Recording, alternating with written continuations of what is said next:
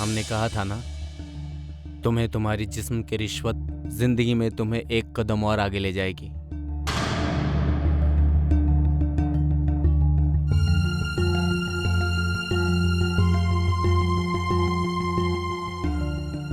एक फाइल आपने मुझे साइन करके दी जो मुझे मेरी मंजिल तक पहुंचाएगी, और एक फाइल मैं आपको दूंगी मैसेंजर पे जो आपको आपकी मंजिल तक पहुंचाएगी। 1 मिनट के बाद वो अनसेंड होके डिलीट भी हो जाएगी, और वो भी बिना कोई निशान छोड़े।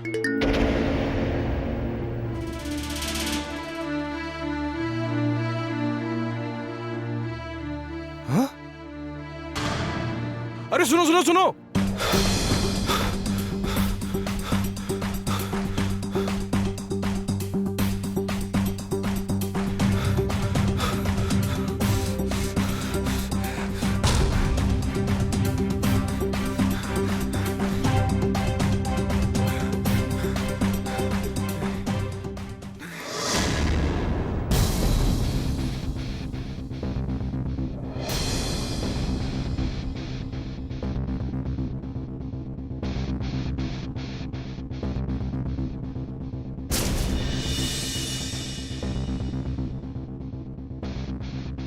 मेरी कामयाबी की पहली सीढ़ी तो मैं चढ़ चुकी हूँ, अब मुझे कोई रोक नहीं सकता।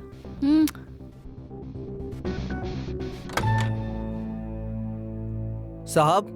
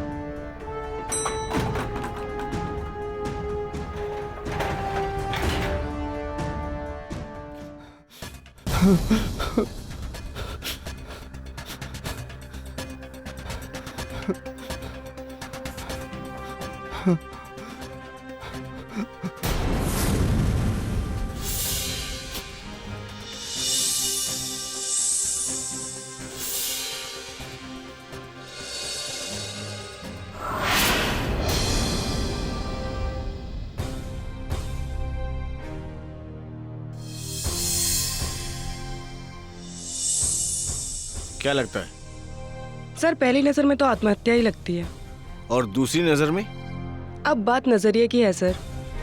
कोई ऐसे गंदे से होटल में आकर क्यों आत्महत्या करेगा, वो भी एक इंश्योरेंस कंपनी का सीनियर ऑफिसर।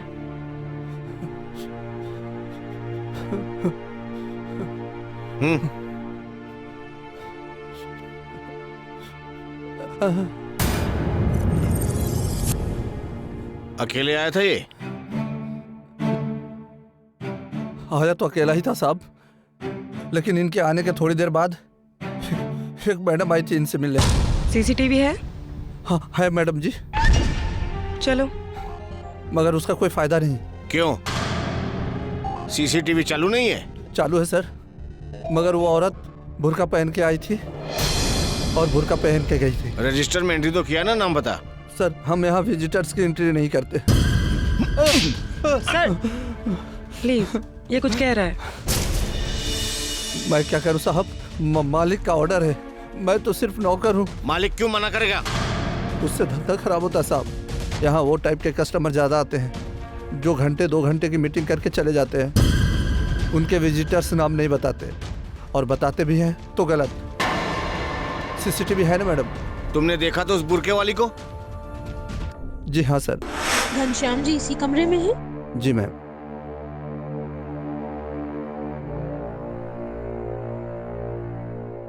मतलब ये घनश्याम उस बुरके वाली को जानता था। ठीक है, लाश को पोस्टमार्टम के लिए भेज दो और इस घनश्याम को इन्वेस्टिगेट करो।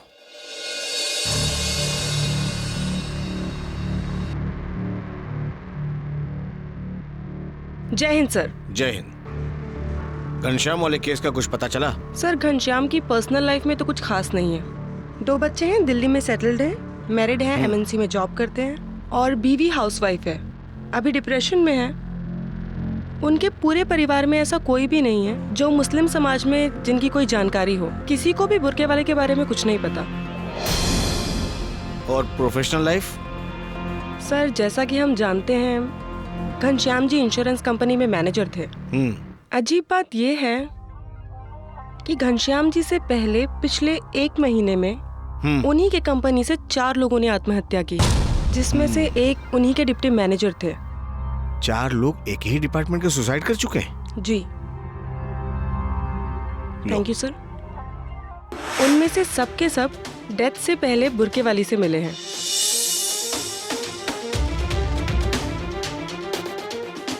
अच्छा, तो ये हमें पहले पता क्यों नहीं चला? सर, ये मालूम नहीं इंटेंशनली है या नहीं।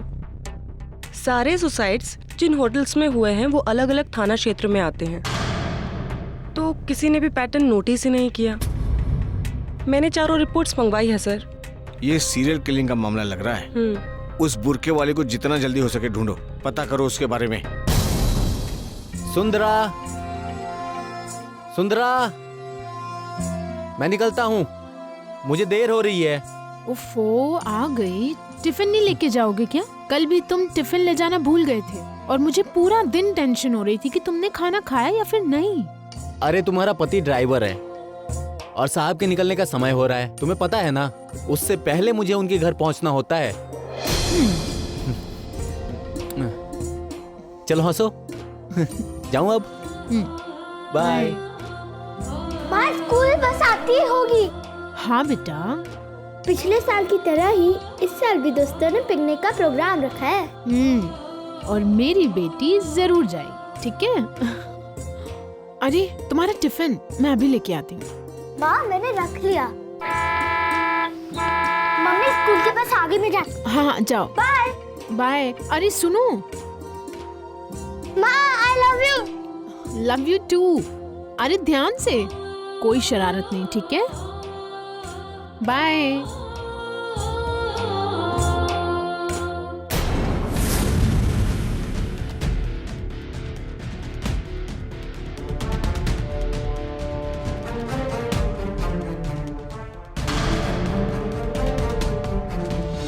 जी, आप कौन? किससे मिलना है आपको?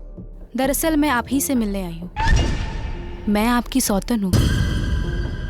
या क्या कह रही हैं? जी हाँ, उन्होंने मुझसे दूसरी शादी की है, इसीलिए मैंने सोचा कि मैं अब इसी घर में रहूंगी। मैं क्यों अलग रहूं? सुनिए, मेरी बात सुनिए। आप मेरे पति पर इल्जाम लगाती हैं। ऊपर से आकर अगर भगवान भी मुझे ये बात कहेगा ना, मैं तब भी नहीं मानूंगी। चल चल, निकल यहाँ से, निकल। छोड़ो मुझे।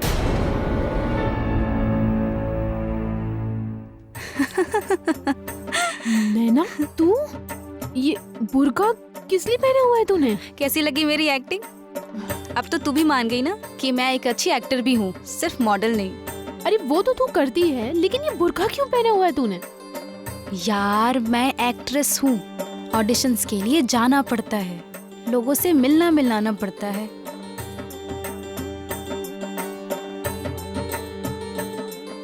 शॉर्ट ड्रेस में जाऊंगी तो कुछ ताने देंगे और कुछ तो पीछे ही पड़ जाएंगे, इसीलिए ये बुर्का जरूरी है। कोई नहीं समझ पाता कि बुर्के में कौन है और क्या छुपाया है। धत बेशरम। वैसे तेरा ये बुर्के वाला आइडिया ना बहुत अच्छा है। अच्छा तू बैठ, मैं तेरे लिए चाय बनाकर लेकर आती हूँ, ठीक है? अरे चाय का छोड़, अभी मैं जहाँ जा रही हूँ ना, वो ना जाने मुझे क्या क्या पिलाएगा।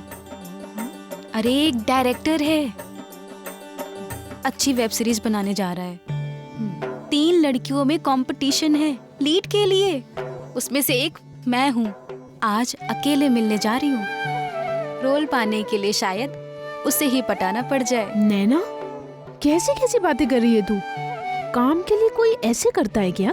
क्यों नहीं, दिमाग वाला अपने दिमाग से काम लेता है, तो हुस्न वाली ने अगर अपने हुस्न से काम लिया तो क्या गलत है?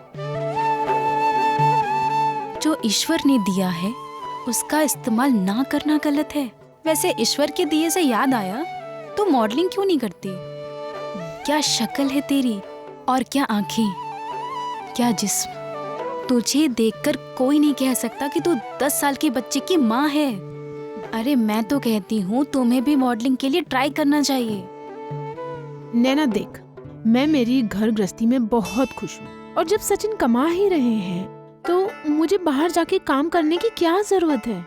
ठीक है, जैसे तुम्हारी मर्जी। एक मिनट, उसी का फोन है। Hello sir. सॉरी सर, वो तैयार होने में थोड़ी लेट हो गई, लेकिन please sir don't be angry. बिल्कुल आपकी वेब सीरीज की सेडेक्टिव लीड बन के आ रही हूँ। बाय।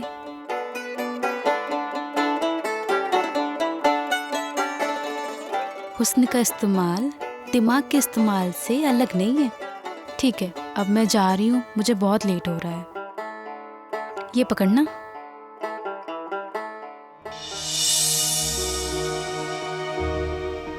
चल बाय। बाय।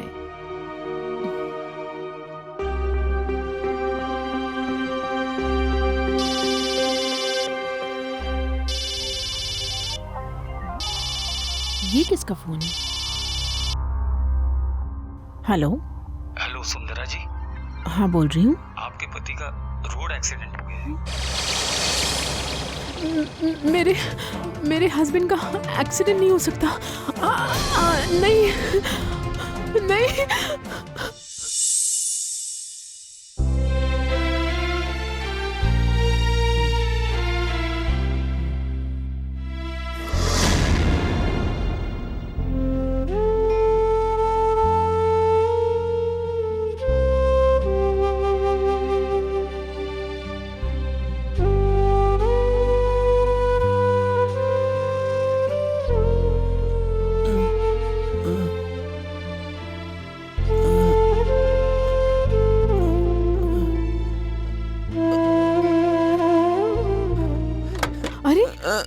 ये आप क्या कर रहे हैं? ध्यान से। आप ठीक है? मैं ठीक हूँ, बस मुझे पानी। लीजिए, पानी पीजिए।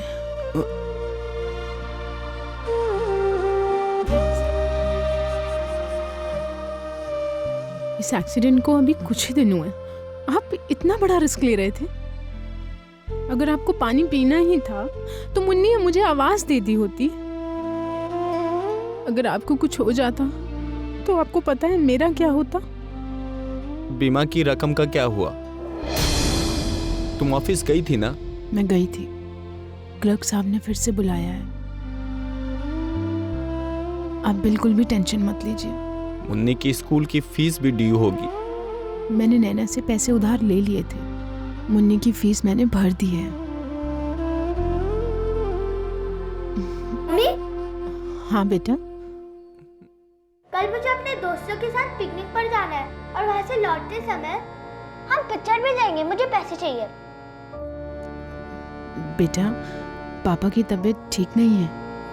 आप ऐसा करो, अगले साल चले जाना, इस बार रहने दो, ठीक है? मुन्नी, अगर मेरा एक्सीडेंट नहीं होता तो हम तुम्हें कभी नहीं रोकते बेटा। मुझे पता है कि अब मैं कभी एंजॉय नहीं कर पाऊंगी। पापा, आप कभी चल नहीं पाएंगे। मुन्नी, परिवार में सुख दुख आते रहते हैं। तुम्हें अब जिम्मेदारी लेनी होगी बेटा। अच्छे से पढ़ाई करके तुम्हें सब कुछ संभालना होगा। बच्ची है वो, अभी ये उम्र नहीं है उसकी जिम्मेदारी लेने की, और ना तुम्हारी। पर क्या करूं, इस एक्सीडेंट ने मुझे अपाहिज बना दिया। आप टेंशन बिल्कुल मत लीजिए। जब तक बीमा के पैसे नहीं आ जाते, मैं नैना से थोड़े पैसे और उधार ले लूंगी। मैं अभी उससे बात करती हूँ और उससे मिल भी लेती हूँ, ठीक है?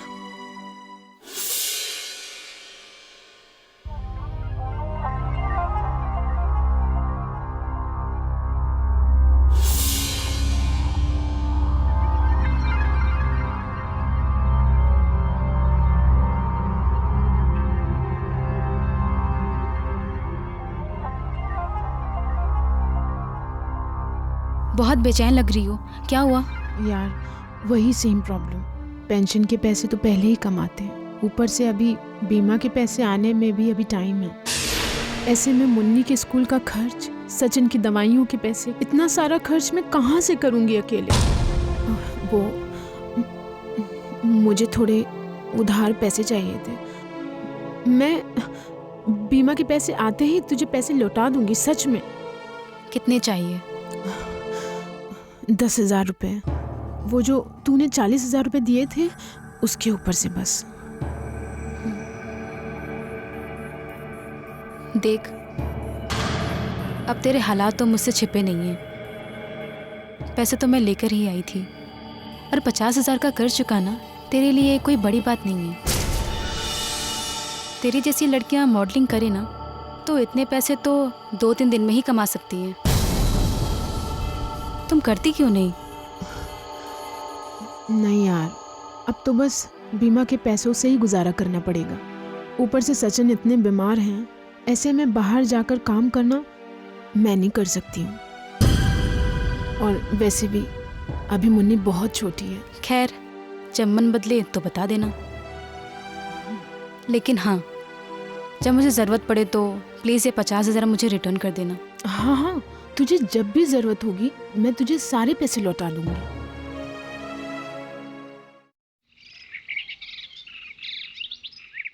बैठिए। ये देख रही हैं आप, बीमा क्लेम के पेंडिंग फाइलों का ढेर लगा हुआ है, और ऐसे में आपके पति के केस का नंबर आते आते साल भर तो लग ही जाएगा। सर, मेरे पति आपके ऑफिस में ड्राइवर थे। कितने पैसे कमाते थे ये आपको पता है। हमारी जमा पूंजी भी सब खत्म हो चुकी है। अब मैं मेरा घर सिर्फ एक महीना और उधार लेकर चला सकती हूँ, उससे ज्यादा नहीं। पति के इलाज के पैसे, बेटी की स्कूल की फीस और घर के खर्च, ये सब मैं अकेले कैसे चलाऊंगी सर? मुझे कुछ समझ में नहीं आ रहा है। जानता हूं, पर मैं कर भी क्या सकता हूं? नियम तो नियम है। और जब तुम्हारे पास 1 महीना घर चलाने के पैसे नहीं है तो मैं तुम्हें पैसा देकर जल्दी काम करवाने की बात भी तो नहीं कर सकता। और वैसे भी 30 लाख के बीमा क्लेम में जल्दी फाइल पास करवाने का कम से कम 3 लाख का खर्च है। 3 लाख? लेकिन सर, आपके पास कोई तो उपाय होगा, कोई तो रास्ता होगा आपके पास।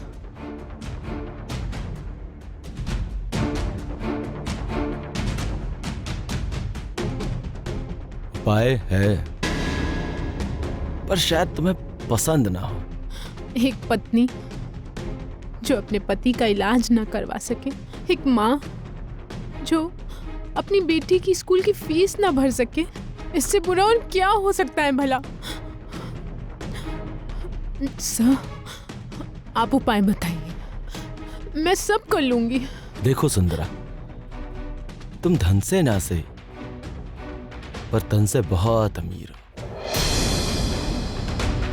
और वैसे भी मेरे ऑफिस में एक भी ऐसा ऑफिसर नहीं है जो तुम्हारे इस खूबसूरत जिस्म की रिश्वत को कबूल ना करे। बस कीजिए आप। एक लाचार पत्नी, एक बेबस माँ से भी बुरा कुछ हो सकता है तो वो है बेईमानी। हम गरीब जरूर हैं, लेकिन अपना ईमान बेचकर रोटी नहीं खा सकते, समझे आप? देख रहा हूं, एक ड्राइवर की पत्नी तन से नहीं सोच से भी अमीर है। पर अब देखना यह है कि जीत किसकी होती है, तुम्हारे ईमान के गुरूर की या हालात के मार की। और सुनो, अब अगर लौट कर वापस आई ना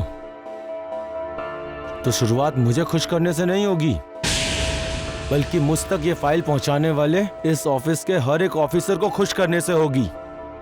जाओ, तुम्हारे पास वक्त कम है और लाइन बहुत लंबी।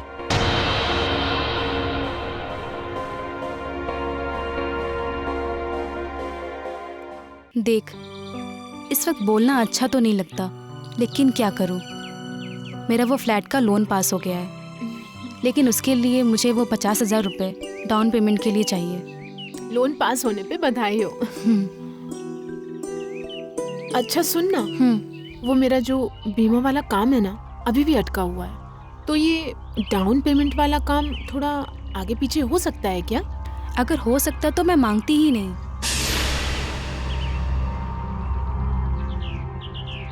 मुझे पता है ये लोन पास करवाने के लिए मुझे क्या क्या करना पड़ा है। लेकिन हाँ, अगर मेरा तरीका तू अपना ले तो तेरा ये बीमा का क्लेम तुरंत पास हो जाएगा। तूने ऐसा क्या किया है? अपने एसेट्स का इस्तेमाल जो मेरे पास है तुम्हारे पास भी है। अरे खूबसूरत औरत के लिए मर्दों को नचाना बाएं हाथ का खेल होता है। यार उस दिन वो बीमा क्लर्क भी यही सब कह रहा था, लेकिन मुझे ना इन सब चीजों से घिन आती है। मैं ये सब नहीं कर सकती हूँ। मेरा जमीर ये सब करने के लिए साथ नहीं देगा मेरा। अच्छा, तो ये मुन्नी के 4 कैमरे वाला फोन पेंशन के पैसे से आया है क्या? 4 कैमरे वाला फोन?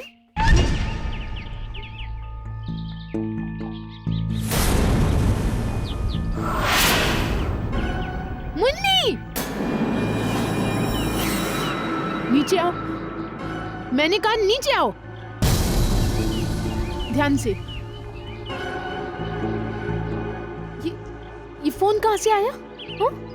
लाओ। मैंने पूछा ये फोन कहाँ से आया? स्कूल की बस में पड़ा था, मैंने रख लिया। रख लिया? किसका है ये? मुझे नहीं पता, मैंने सिम निकाल के फेंक दी। और इसमें जो सिम है वो कहाँ से आया तुम्हारे पास? वो जो घर के बाहर बबलू अंकल की दुकान है ना, वहीं से लिया 200 रुपए में। 200 रुपए? और 200 रुपए कहाँ से आए तुम्हारे पास? आपके पर्स में से लिए। लेकिन तुमने... अब आप ये पूछोगे ये पोजेस कहाँ से सीखे? मेरे सारे फ्रेंड्स सेल्फी और फोटो लेकर सोशल मीडिया पर डाल देती हैं।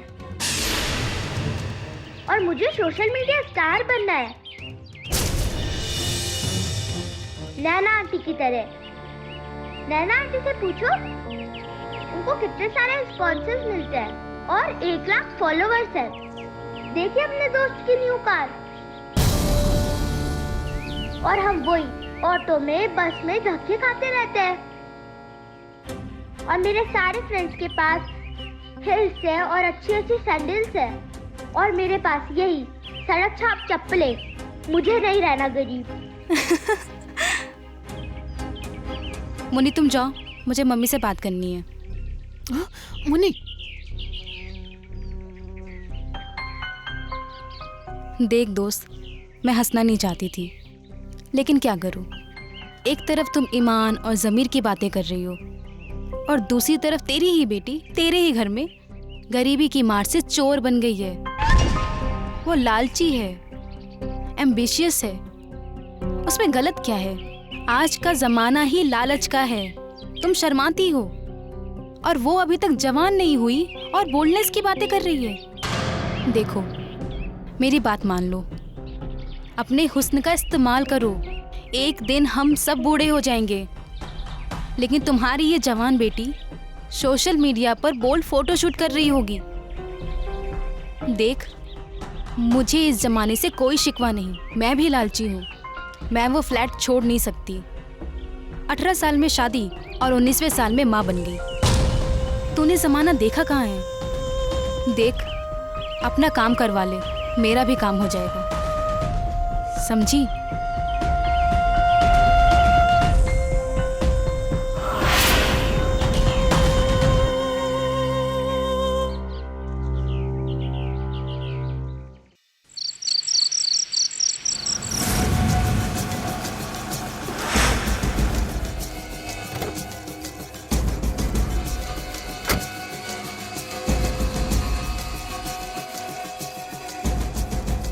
क्या कोई बुरके वाली यहाँ आई थी?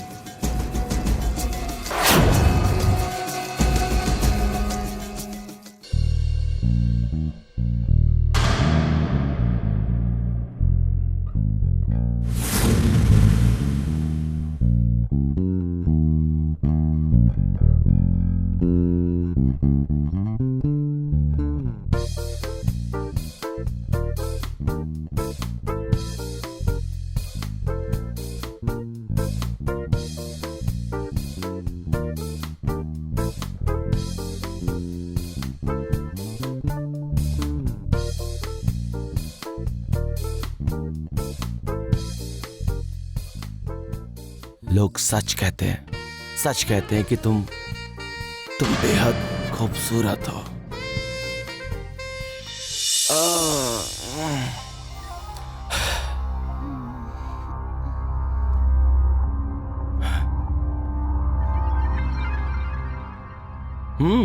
क्या बात, हमसे पहले 4 लोग ये फाइल साइन कर चुके हैं। मतलब तुम्हारे पिछले 3 महीने काफी रंगीन निकले हैं।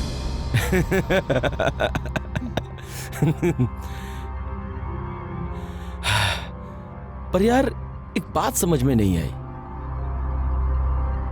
ये जो हमारे जूनियर मैनेजर बाबू है ना, घनश्याम, उन्होंने आत्महत्या क्यों की? और इससे पहले वो छोटे बाबू, वो बीमार होने के बाद चल बसे। चक्कर क्या है? कहीं तुम विश कन्या तो नहीं, जिसका डसा सीधा ऊपर?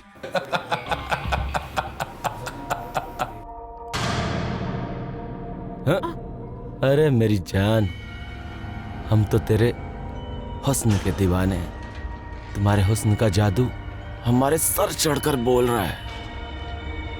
अब अगर तुम्हारे हाथों से मौत भी आ जाए ना, तो कोई गम नहीं है। और वैसे भी यार, हमारा तो बीमा है ना।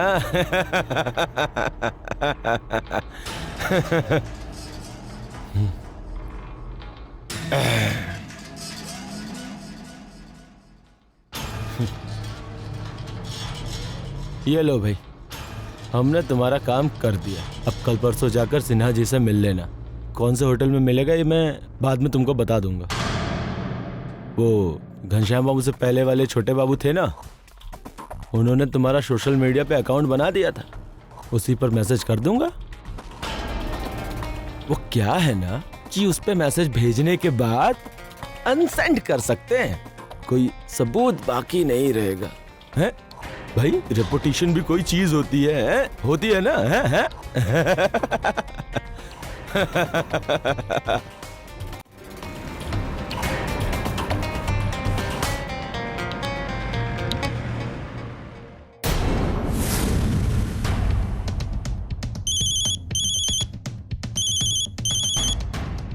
जय हिंद सर।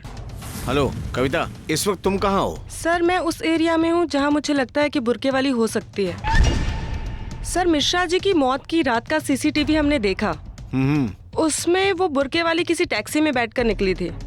टैक्सी के नंबर से हमने टैक्सी वाले को ढूंढ निकाला तो उसने बताया कि बुर्के वाली ने टैक्सी में बैठते ही बुर्का उतार दिया। हैरानी की बात यह है कि महिला ने बुर्के के नीचे बहुत ही मॉडर्न ड्रेस पहनी थी, एकदम छोटी सी।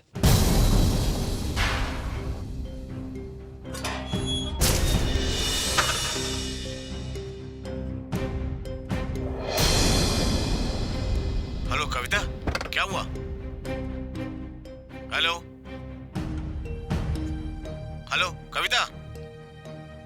ए रुको, मैंने कहा रुको।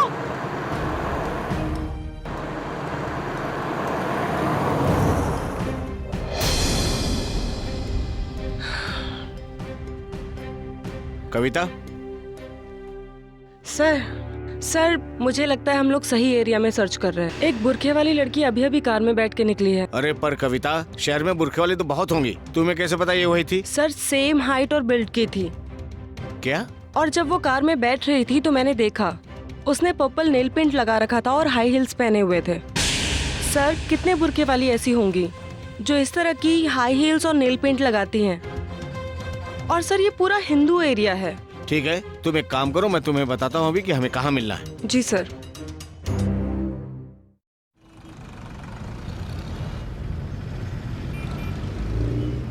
सर क्या पता चला? ऑन लोकेशन एसआई का कहना है कि ये कल रात को हुआ है। सेम इंश्योरेंस कंपनी का मैनेजर जिसमें घनश्याम भी काम करता था। और हाँ, जो तुम सोच रही हो वो भी है। रात को होटल में एक बुरखे वाली भी आई थी। सर ये आत्महत्या हो ही नहीं सकती, ये तो सीधे मर्डर है। लेकिन इंसिडेंट रिपोर्ट होने में इतना समय क्यों लगा? ऐसा इसलिए कि ऐसे होटल्स में रूम सर्विस तो होता ही नहीं है। जब चेकआउट का टाइम हो गया और विक्टिम ने फोन नहीं उठाया, तब होटल का स्टाफ गया चेक करने। पंखे से लटके मिले जनाब, नाम मिश्रा था इनका। और हाँ, उनके मोबाइल फोन पर सोशल मीडिया ऐप का एक मैसेंजर ओपन था, पर उसमें रिसेंट कोई एक्टिविटी नहीं थी। सर हो सकता है किसी को सुसाइड नोट लिखना चाहता हो लेकिन लिखा ना हो। वैसे हम जा कहाँ रहे हैं? एक बंदा जो इस इंश्योरेंस कंपनी में काम करता था और इन सारे विक्टिम्स को जानता था, वो इन 2 मर्डर्स के बाद में लंबी छुट्टी पर चला गया। सर उस बीमा ऑफिस में तो ऐसे कई लोग होंगे जो इन सबको जानते होंगे, इसमें ऐसा खास क्या है? खास ये है कविता कि पहले जो 2 मरे वो इनके डायरेक्ट जूनियर थे और बाद में जो 3 मरे वो इनके डायरेक्ट बॉस। ऐसा लग रहा है जैसे ऑफिस में एक प्रमोशनल लाइन क्लर्क से लेकर मैनेजर तक सब मिटा दी गए। और जब सीरियल नंबर से सीरियल किलिंग हो गया तो ये बाबूलाल भाई साहब कैसे बच गए?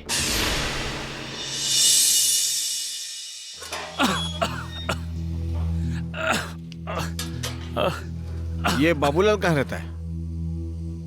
जी मैं ही बाबूलाल हूँ। Babulal, inspector Qureshi, Rajasthan police. बड़ी लंबी छुट्टी पर चला है आप तो, हैं? और कोई रीजन भी नहीं दिया?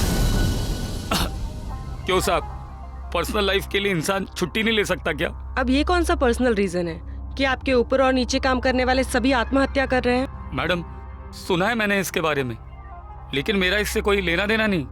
और वो बुरखे वाली, उस बुरखे वाली से भी आपका कोई लेना देना नहीं है? बुरके वाली?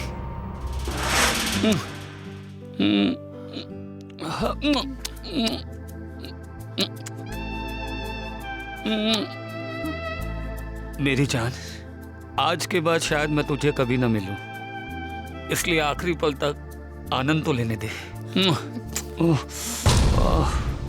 इस पर साइन करवाना है ना?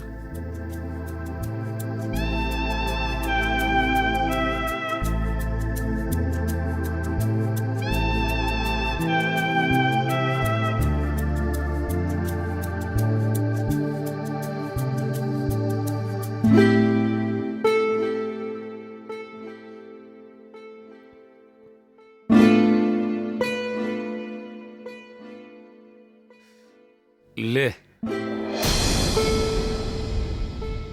तेरा काम तो मैंने कर दिया, अब मेरा काम कर। नहीं नहीं नहीं साहब, वो बुरके वाली नहीं, वो मौत का पैगाम है। मौत का पैगाम? हर इंसान जो मरा उसकी मजबूरी का फायदा उठाना चाहता था और उसे उसके किए की सजा मिली।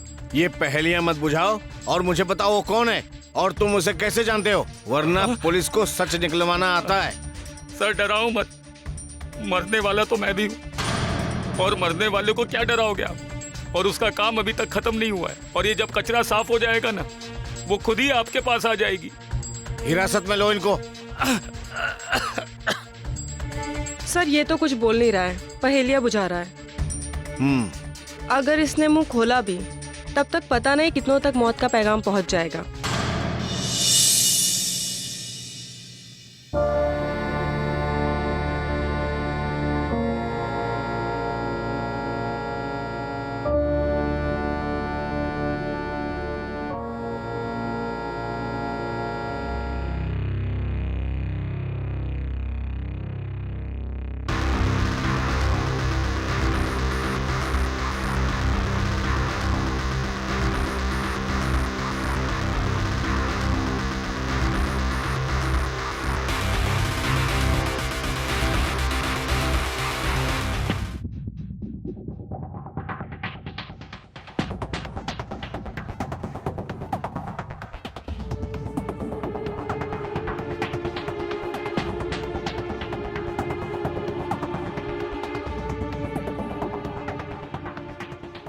ठहरो, इंस्पेक्टर कविता, राजस्थान पुलिस।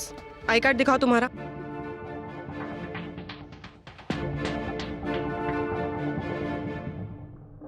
हिंदू हो, बुर्का क्यों पहना है? क्यों, हिंदू होकर बुर्का पहनना मना है क्या? वो सब थाने पता चलेगा, चलो। अरे मेरी जान, आजा जल्दी से, आज तो कमाल कर दूंगा। अरे मत, इसको तो यहाँ रख दे।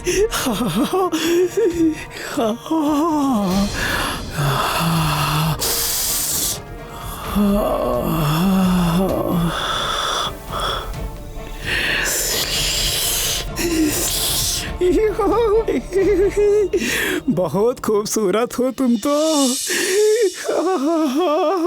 चले चले चले। फाइल। ओह फाइल, चले। अरे कौन आ गया? बार बार बजाया जा रहा है। क्या है? आप लोग मेरे घर में कैसे घुसे चले आ रहे हैं? और आप हैं कौन? Senior inspector Rizwan Qureshi, Rajasthan police. Police? ये बुरके वाली? आपके नाम वारंट है मिस्टर सिन्हा। आपकी जान को खतरा है। खतरा? सुंदरा आई थी यहाँ। सुंदरा? मैं सुंदरा? जी हाँ।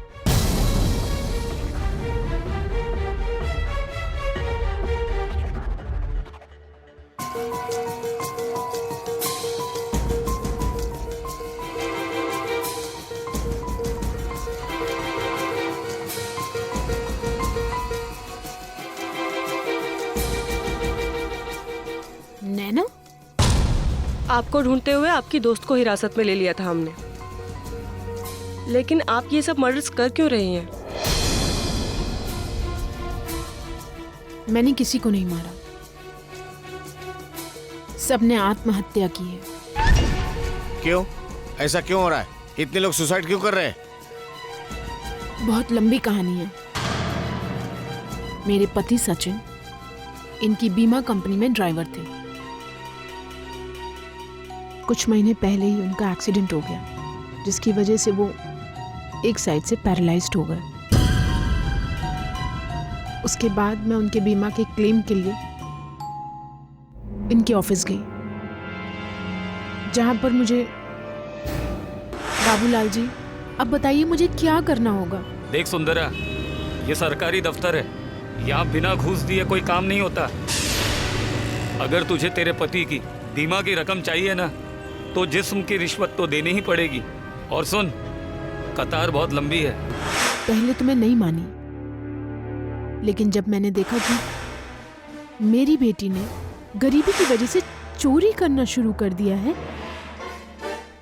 तब मैं मजबूर हो गई। उसी मजबूरी की वजह से सबसे पहले मैं बाबूलाल से मिली। उस वक्त ना तो बाबूलाल को पता था और ना ही मुझे पता था कि वो HIV पॉजिटिव है। क्या बाबूलाल को एड्स है? इसका मतलब तुम्हें भी? हाँ, मैं भी। मुझे भी एड्स है। हाँ? बाबूलाल से रिश्ता बनाने के बाद मैं अक्सर बीमार रहने लगी और इसी वजह से मैं अपने पति सचिन से भी दूर रहने लगी। मैं नहीं जानती थी कि मुझे क्या हो रहा है और इसीलिए मैंने हॉस्पिटल में अपना ब्लड टेस्ट करवाया। और जब मैं एक दिन बीमा ऑफिस से अपने घर जा रही थी,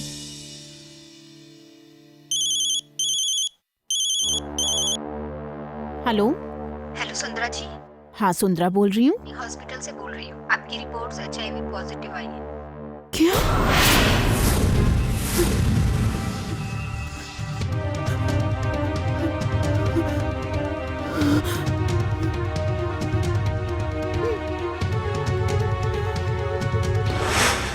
आपने जो मेरी फाइल साइन करने के लिए कीमत ली है, उसकी विरासत में मैंने आपको एड्स दिया है। और जब उन लोगों को खबर मिली तो समाज और परिवार के लांछन से बचने के लिए वो लोग आत्महत्या कर बैठे। ले लीजिए मुझे हिरासत में। मुझे नहीं पता कि कानून में इसकी सजा क्या होगी, और अब मुझे ये जरूर पता है कि अब मेरे पति को इंसाफ मिला और मेरी बेटी को भविष्य।